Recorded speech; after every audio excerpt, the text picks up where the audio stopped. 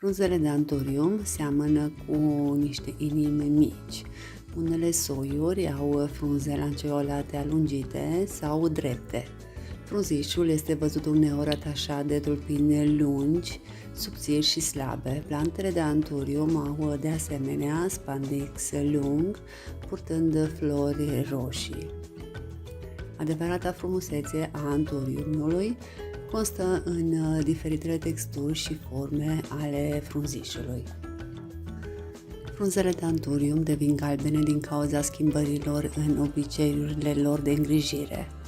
Acestea includ udarea excesivă a plantelor, umiditatea scăzută, expunerea la lumina excesivă a soarelui și hrănirea acestora cu îngrășăminte slabe.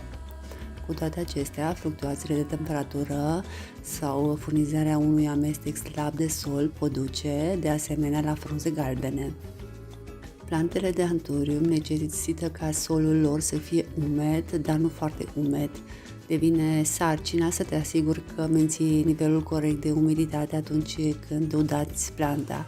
Dacă solul rămâne umed prea mult timp, va duce la putrezirea rădăcinilor, ceea ce duce la îngălbenirea frunzelor.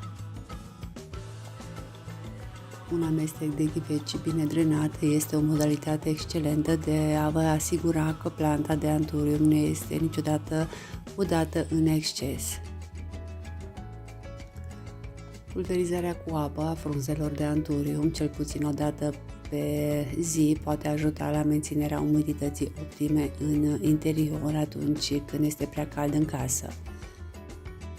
Antorium nu necesită multă fertilizare, dar totuși apreciază o doză regulată de îngrășământ pentru plante de apartament. Modul corect de a fertiliza antorium este să îl hrănești cu îngrășământ solubil în apă o dată pe lună.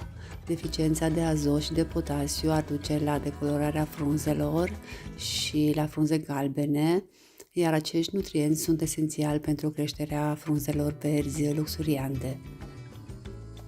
Cu toate acestea, suprafertilizarea plantei poate duce la deteriorarea frunzelor sale, căci nutrienții excesivi devin toxici pentru plantă și astfel apar frunze galbene din cauza toxicității prezente în sol.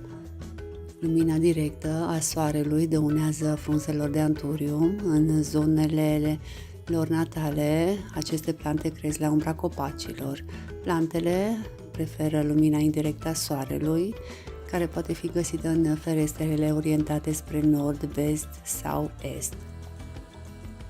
Solul este de asemenea foarte important. Dacă credeți că solul nu este bun, încercați să faceți un nou amestec pentru ghivece.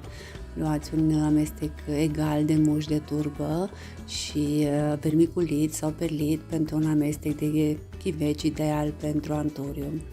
De asemenea, puteți folosi și un amestec și pământ de orhidee.